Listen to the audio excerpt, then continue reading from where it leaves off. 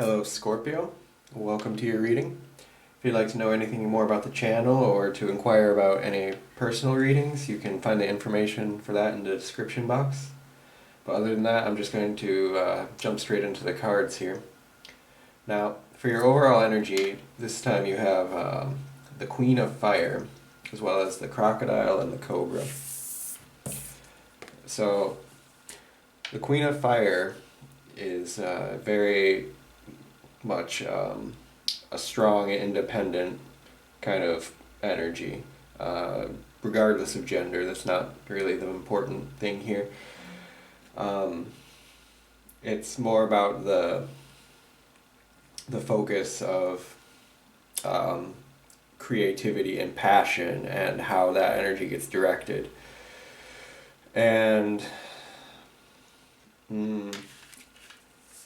so often, actually specifically what I'm getting in the sense of this reading is this is referring to you having some type of creative spark, some type of idea or inspiration that you're very passionate about, that you want to turn into, for example, a business. So this could be about entrepreneurship, very much so, or it could be just a different way, some type of way of putting your artwork or creative expression out there into the world for people to receive. But the sense is I'm getting that you're feeling really hesitant about it, or there's so you're not doing it. Like, you have the inspiration, but you're not just taking it and running with it, because you have here these two energies, these very reptilian energies, which are both very much about, in their own way, are about waiting. Especially the crocodile is an energy that just, it's mostly spends most of its time sitting and waiting for the right opportunity. And it's ready to strike. It's the crocodile is always aware, it's paying attention, right, constantly, and it's ready to strike at the right opportunity. Yeah, and the cobra also could be in the same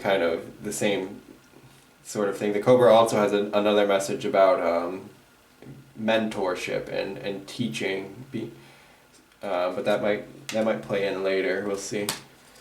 But the sense I'm getting here, especially with the first card being this possibilities, and this eagle that's soaring over the landscape and like scoping it out, right? The sense I'm getting is that you've kind of got yourself locked into this situation where you're not acting on it. You're not just going forward with your business idea or your creative expression. You're holding it back, and you're kind of waiting for this perfect moment or a perfect opportunity to come along. And you're scoping that out and just waiting and waiting. And I can see, okay, this card, it says guilt, but I'm going to disregard that word this time. That's not the sense I'm getting from it. It's more just the almost, I want to say it's more like, in a way, almost like perfectionism. Like like overthinking. Like you can definitely over plan a business. You know what I mean? Like planning is definitely an important part of starting a successful business, but there's also a big flaw if you over plan and overthink to the point that you're just racking your brain, like trying to, you end up going around in circles and circles, and you don't actually get started with it. And it could be masking this feeling of like some type of fear of getting, like, that the fear is holding you back from just going, right? To just jump right in. So, yeah, you have here the Courage card coming up next, right? So it's like, yeah. So the Courage card it's talking in general about the kind of difficult journey that it takes from when a seed is planted and the seed itself is like like a core of raw potential. It's like this Queen of Fire energy. Like it has like all of the creative potential wrapped up inside the tiny little seed. And before that can be unleashed, right, it has to be planted and watered, and then the actual journey of the tiny baby plant, it's very vulnerable in the beginning. It has a difficult journey to make, to even make it up into the sunlight, into the point of public recognition, right? That's another meaning of the sun in Tarot, is things being brought to light and getting some type of public recognition. And yeah, so it's going through that difficult journey. But how can you even get started on that journey if you never even plant the seed? I mean, come on, right? That's just it's just in a way common sense. And I see that you're kind of just stuck, right? Like you're kind of like, I don't know which way to go. I don't know how to get it. And yeah, you might not even be able to admit it to yourself, because like you think that like there's all sorts of stuff spinning in your head, all sorts of reasons why it's like, oh, this is not the right time, or there's all this other stuff that I have to consider first, or like I'm waiting for this other opportunity. But you just might have to admit to yourself that there is not ever gonna be absolutely perfect conditions to get your project started. And you just have to, at a certain point, you just have to start it. Yeah?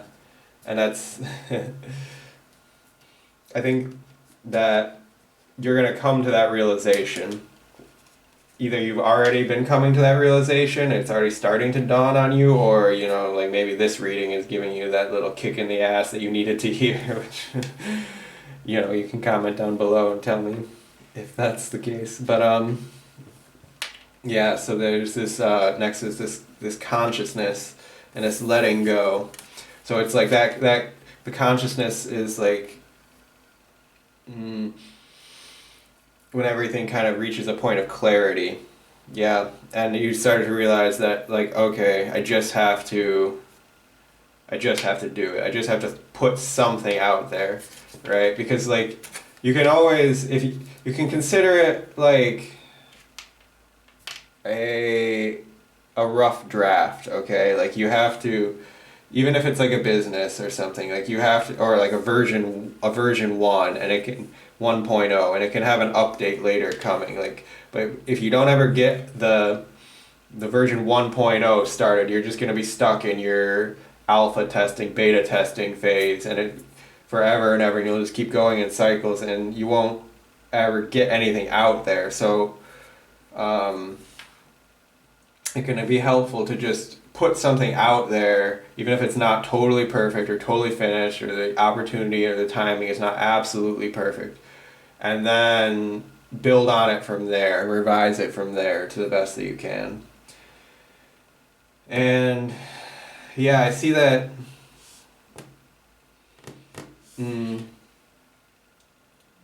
once you start to get going on it, like once you get it out there,